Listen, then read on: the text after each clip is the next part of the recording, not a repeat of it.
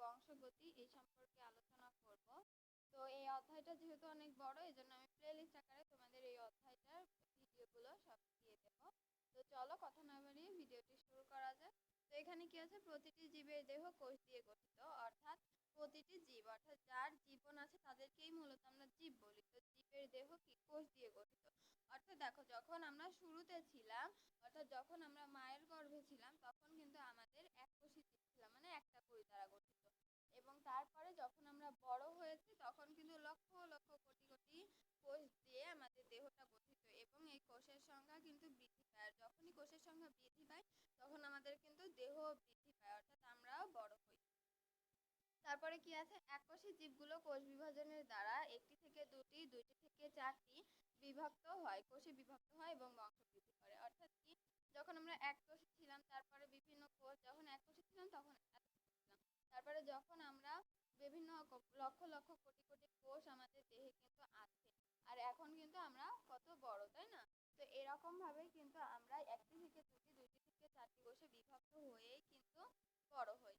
বহুকোষী জীবের দেহকোষ সংখ্যা বৃদ্ধি হয়, জীবদেহের সামগ্রিক বৃদ্ধি ঘটে। ডিম্বাণু নিষিক্ত হওয়ার পর বহুকোষী জীবের জীবন শুরু হয় একটিমাত্র কোষ থেকে। নিষিক্ত ডিম্বাণু অর্থাৎ এককোষী জায়গায় ক্রমাগত বিভাজিত হয়ে সৃষ্টি করে লক্ষ লক্ষ কোষ। অর্থাৎ দেখো, যখন আমরা ছোট ছিলাম তখন একটা আমাদের কোষ ছিল, তারপরে কি আমরা যখন বড় হই তখন কি সৃষ্টি করে লক্ষ লক্ষ কোষ দিয়ে গঠিত বিশাল দেহ, অর্থাৎ বিশাল দেহ কি সৃষ্টি করে এই কোষ। তারপরে কি কোষ বিভাজনের প্রকারভেদ।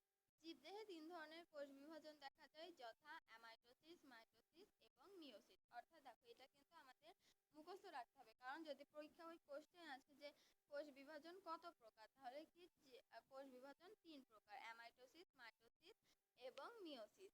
তারপরে কি অ্যামাইটোসিস, এ ধরনের কোষ বিভাজনে ব্যাকটেরিয়া, ইস্ট, ছত্রাক, অ্যামিবা ইত্যাদি আদিকোষী এবং এককোষী জীবের দেহে হয়।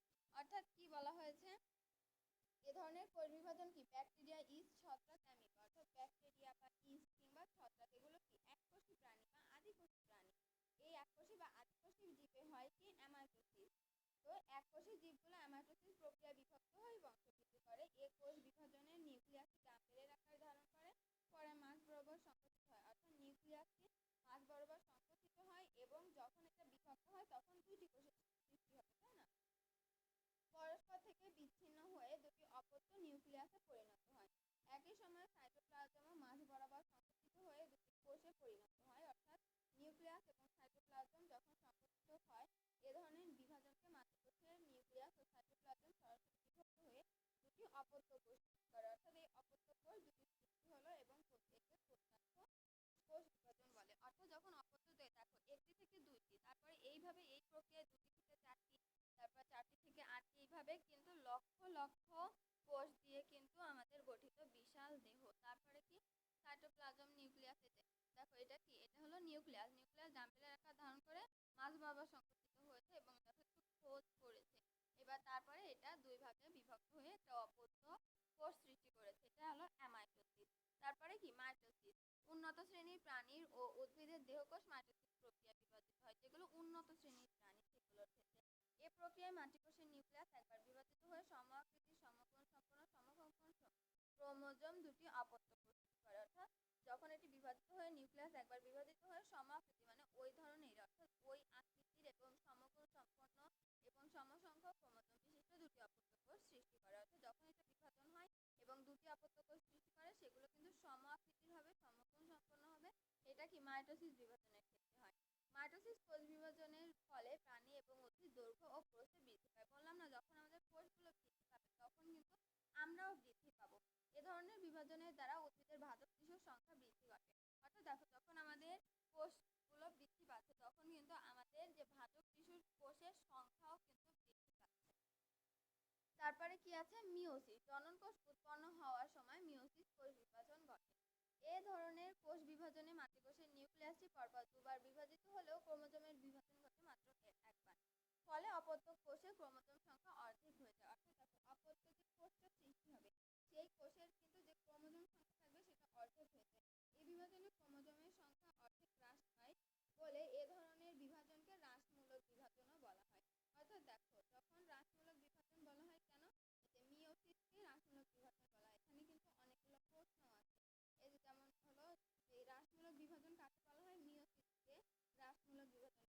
তারপরে যদি আমরা একটু এদিকে আগিয়ে যাই তাহলে কি আমরা অ্যামাইটোসিস বিভাজন পাবো। তখন কি এটা হলো ব্যাকটেরিয়া, ইস্ট, ছত্রাক, অ্যামিবা ইত্যাদি ক্ষেত্রে। যদি আমি আবার দিয়ে মুছে দিই তাহলে আর সুবিধা হবে।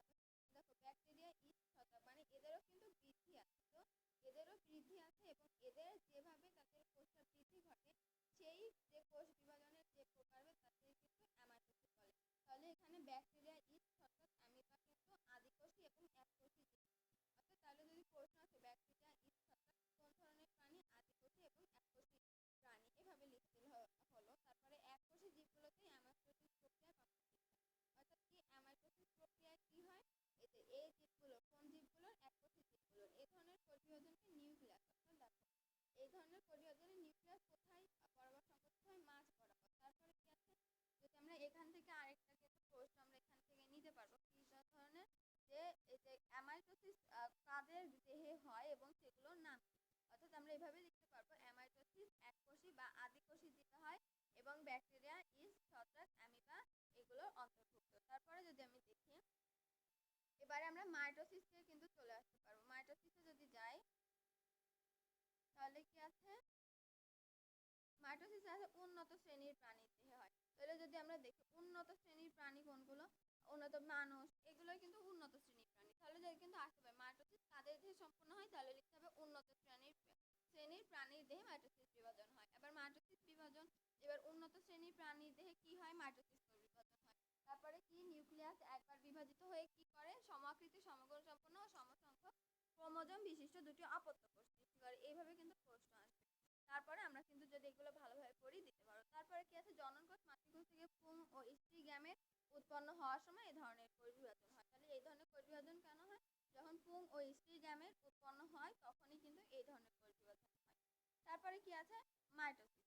মাইটোসিস বৈশিষ্ট্য, মাইটোসিস এই দেখো মাইটোসিসের বৈশিষ্ট্য, মাইটোসিস এবং মাইটোসিসের বৈশিষ্ট্য দেওয়া আছে। মাইটোসিস কোষ বিভাজন দেহের এক ধরনের বিভাজন পদ্ধতি। এটা এক ধরনের বিভাজন পদ্ধতি, আমরা সবাই জানি। এ প্রক্রিয়ায় মাতৃকোষের নিউক্লিয়াসটি একবার বিভাজিত হয়। আমরা কিন্তু আগেও পড়েছি একবার বিভাজিত হয় এবং একবার বিভাজিত হয়ে কি হয়, সমগুণ সম্পন্ন দুটি অপত্য কোষ সৃষ্টি করে। এ ধরনের বিভাজনে মাতৃকোষের ক্রোমোজোম সংখ্যা এবং অপত্য কোষের ক্রোমোজোম সংখ্যা সমান থাকে এবং ক্রোমোজোম সংখ্যা অপরিবর্তিত থাকে, অর্থাৎ পরিবর্তন হয় না, এটা দু জায়গায় সমান থাকবে। এ ধরনের বিভাজনে প্রতিটি ক্রোমোজোম লম্বালম্বিভাবে দুভাগে ভাগ করা হয়, বিভক্ত হয়। অর্থাৎ দেখো এই ধরনের বিভাজন যখন সংঘটিত হবে তখন যে ক্রোমোজোমগুলো সেগুলো লম্বালম্বিভাবে দুই ভাগে বিভক্ত হবে। ফলে সৃষ্ট নতুন কোষ দুটিতে ক্রোমোজোম সংখ্যা মাতৃকোষের ক্রোমোজোম সংখ্যার সমান থাকে। তাই মাইটোসিসকে ইকুয়েশনাল বা সমীকরণিক বিভাজন বলে। মানে এত সূক্ষ্ম থেকে সূক্ষ্ম কাজও কিন্তু এরা করতে পারে এবং একদম কিন্তু ইকুয়েশনাল ভাবে। এজন্যই মাইটোসিসকে ইকুয়েশনাল বা সমীকরণিক বিভাজনও বলা হয়। মাইটোসিস কোথায়, মাইটোসিস বিভাজন প্রকৃত নিউক্লিয়াস যুক্ত জীবে দেহকোষে ঘটে। অর্থাৎ মাইটোসিস কোথায়, এখানে কিন্তু প্রশ্ন আসতে পারে যে মাইটোসিস কোথায় হয়। তাহলে আমরা বলতে পারবো যে মাইটোসিস বিভাজন প্রকৃত নিউক্লিয়াস যুক্ত জীবে দেহকোষে ঘটে। তাহলে নিউক্লিয়াস যুক্ত প্রকৃত নিউক্লিয়াস যারা আছে তাদের দেহে মাইটোসিস কোষ বিভাজন হবে। তারপরে কি আছে, উদ্ভিদের বর্ধনশীল অংশের ভাজক টিস্যু যেমন কাণ্ড, মূলের অগ্রভাগ, ভ্রূণমুকুল ও ভ্রূণমূল, বর্ধনশীল পাতা, মুকুল ইত্যাদিতে এরকম বিভাজন দেখা যায়। অর্থাৎ কোথায় কোথায় এই বিভাজন দেখা যায়, কাণ্ড, মূলের অগ্রভাগ, ভ্রূণমুকুল, ভ্রূণমূল, বর্ধনশীল পাতা, মুকুলে দেখা যায়। তারপরে কি আছে যদি দেখি, প্রাণীদেহের দেহকোষে ভ্রূণের পরিবর্ধনের সময় নিম্নশ্রেণীর প্রাণী এবং উদ্ভিদের জননের সময় এ ধরনের বিভাজন হয়। অর্থাৎ দেখো এখানে কিন্তু প্রশ্ন, আমরা এইগুলো আমি আন্ডারলাইন করে দিচ্ছি যে মাইটোসিস বিভাজন প্রকৃত নিউক্লিয়াস যুক্ত জীবের দেহকোষে ঘটে। কাদের দেহকোষে, প্রকৃত নিউক্লিয়াস যুক্ত জীবের দেহে, মানে নিউক্লিয়াস যুক্ত জীবের দেহকোষে ঘটে। এবং কোথায় ঘটে, কাণ্ড, মূলের অগ্রভাগ, ভ্রূণমুকুল, ভ্রূণমূল, বর্ধনশীল পাতা, মুকুল ইত্যাদিতে এরকম বিভাজন দেখা যায়। তাহলে এটাও কিন্তু একটা আমরা বলতে পারি যে একটা ইম্পর্টেন্ট পার্ট। তারপরে কি, কোন কোন কোষে মাইটোসিস বিভাজন ঘটে না। এবার দেখো ঘটে কোন কোন জায়গায় এবং ঘটে না কোন কোন জায়গায়। তাহলে ঘটে কোন কোন জায়গায় সেগুলো আমরা জেনে গেছি এবং ঘটে না কোন জায়গায় সেটা এবার জানবো। প্রাণীর স্নায়ু টিস্যু, স্নায়ুকোষে স্তন্যপায়ী পরিহিত লোহিত রক্তকণিকা ও অনুচক্রিকা এবং উদ্ভিদের স্থায়ী টিস্যু কোষ এ ধরনের বিভাজন ঘটে না। এখানে দেখো উদ্ভিদের যে স্থায়ী টিস্যুগুলো আছে সেখানেও কিন্তু মাইটোসিস বিভাজনটা ঘটে না। তারপরে কি আছে, মাইটোসিস কোষ বিভাজন পদ্ধতি। এই পদ্ধতি নিয়ে কিন্তু আমরা ভালোভাবে আরো আলোচনা করব, কিন্তু এতটুকু ক্যারিওকাইনেসিস, সাইটোকাইনেসিস এটা নিয়ে আলোচনা করব এখন। তো মাইটোসিস কোষ বিভাজন পদ্ধতি, মাইটোসিস বিভাজনটি দুটি পর্যায়ে সম্পন্ন হয়। প্রথম পর্যায়ে নিউক্লিয়াস, দ্বিতীয় পর্যায়ে সাইটোপ্লাজমের বিভাজন। অর্থাৎ মাইটোসিস কিন্তু কয় পর্যায়ে সম্পন্ন হয়? দুই পর্যায়ে। একটা হলো প্রথমে নিউক্লিয়াস হবে, তারপরে সাইটোপ্লাজমে হবে। নিউক্লিয়াসের বিভাজনকে ক্যারিওকাইনেসিস বলে। এগুলো কিন্তু অবশ্যই মুখস্থ করতে হবে, কণ্ঠস্থ করতে হবে। এবং সাইটোপ্লাজমের বিভাজনকে সাইটোকাইনেসিস বলে। অর্থাৎ দেখো, নিউক্লিয়াসের যে বিভাজনটা হবে, মাইটোসিসের নিউক্লিয়াসের যে বিভাজনটা হবে সেই বিভাজনকে ক্যারিওকাইনেসিস বলবো, এবং সাইটোপ্লাজমের যে বিভাজনটা হবে সেটাকে সাইটোকাইনেসিস বলবো। তাই ঠিক আছে। তারপরে কি, মাইটোসিস কোষ বিভাজন একটি ধারাবাহিক পদ্ধতি। প্রথমে ক্যারিওকাইনেসিস অর্থাৎ নিউক্লিয়াসের বিভাজন, পরবর্তীতে সাইটোকাইনেসিস অর্থাৎ সাইটোপ্লাজমের বিভাজন হয়। তাহলে এখানে প্রশ্ন আসতে পারে যে প্রথমে কোন বিভাজনটা হয়? প্রথমে ক্যারিওকাইনেসিস অর্থাৎ নিউক্লিয়াসের বিভাজনটা হয়, তারপরে সাইটোকাইনেসিস অর্থাৎ সাইটোপ্লাজমের বিভাজনটা হয়ে থাকে। তবে ক্যারিওকাইনেসিস ও সাইটোকাইনেসিস শুরু হওয়ার আগে কোষটির নিউক্লিয়াস কিছু প্রস্তুতিমূলক কাজ করতে হয়। কোষটির এই অবস্থাকে ইন্টারফেজ বলে। অর্থাৎ দেখো, ক্যারিওকাইনেসিস এবং সাইটোকাইনেসিস অর্থাৎ যে আমাদের নিউক্লিয়াস এবং সাইটোপ্লাজমের বিভাজনটা হবে ঠিকই, কিন্তু হওয়ার আগে কিছু প্রস্তুতিমূলক কাজ আছে, সেগুলোকে কি বলা হয়? সেগুলোকে ইন্টারফেজ বলা হয়। তাহলে যদি প্রশ্ন আসে যে সাইটোকাইনেসিস এবং ক্যারিওকাইনেসিসের বিভাজনের আগে কোন যে প্রস্তুতিমূলক কাজগুলো করতে হয় সেটির নাম কি? আমরা অবশ্যই দেব চোখ বন্ধ করে ইন্টারফেজ। ইন্টারফেজ হবে। তারপরে ক্যারিওকাইনেসিস সম্পর্কে যদি একটু ধারণা নিই, তাহলে কিন্তু আমরা জিনিসটা আরো ভালোভাবে বুঝতে পারবো।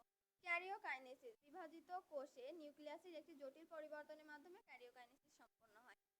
পরিবর্তনগুলো ধারাবাহিকভাবে ঘটে। অর্থাৎ কি, বিভাজন কোষে নিউক্লিয়াসে একটি জটিল পরিবর্তনের মাধ্যমেই কিন্তু ক্যারিওকাইনেসিস সম্পন্ন হয়। পরিবর্তনগুলো ধারাবাহিকভাবে ঘটে। বোঝার সুবিধার্থে এই পর্যায়টিকে 5টি ধাপে ভাগ করা হয়। তাহলে দেখো, ক্যারিওকাইনেসিসকে কয়টি ভাগে ভাগ করা যায়? 5টি ভাগে কিন্তু ভাগ করা যায়। পরীক্ষা অবশ্যই এইটা কিন্তু একটা কমন প্রশ্ন যে ক্যারিওকাইনেসিস কয়টি ধাপে সম্পন্ন হয়? আমরা অবশ্যই দেব 5টি ধাপে বিভক্ত বা সম্পন্ন হয়। তো ধাপগুলো কি? ধাপগুলোর নাম prophase, prometaphase, anaphase, metaphase, telophase.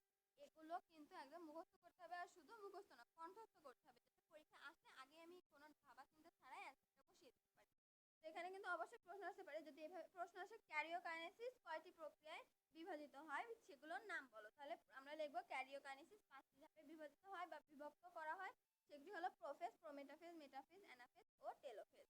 তো প্রোফেজ কিন্তু এটা হলো দীর্ঘস্থায়ী ধাপ। তো হলো এগুলো কিন্তু নিয়ে আমি পরের ভিডিওতে আলোচনা করব, কারণ এটা কিন্তু বোঝার অনেক কিছু আছে, আর আমি যেগুলো বুঝেছি সেগুলো কিন্তু অবশ্যই তোমাদের ভালোভাবে বুঝতে হবে। এবং যদি না বোঝো, ভিডিওটি যে জায়গায় বুঝবে না, অবশ্যই কমেন্ট বক্সে আমাকে কমেন্ট করবে, আমি উত্তর দেওয়ার চেষ্টা করব। তো আজকের ভিডিওটি এই পর্যন্ত, দেখা হবে পরের ভিডিওতে। ভিডিওটি যদি ভালো লাগে অবশ্যই লাইক, কমেন্ট, শেয়ার এবং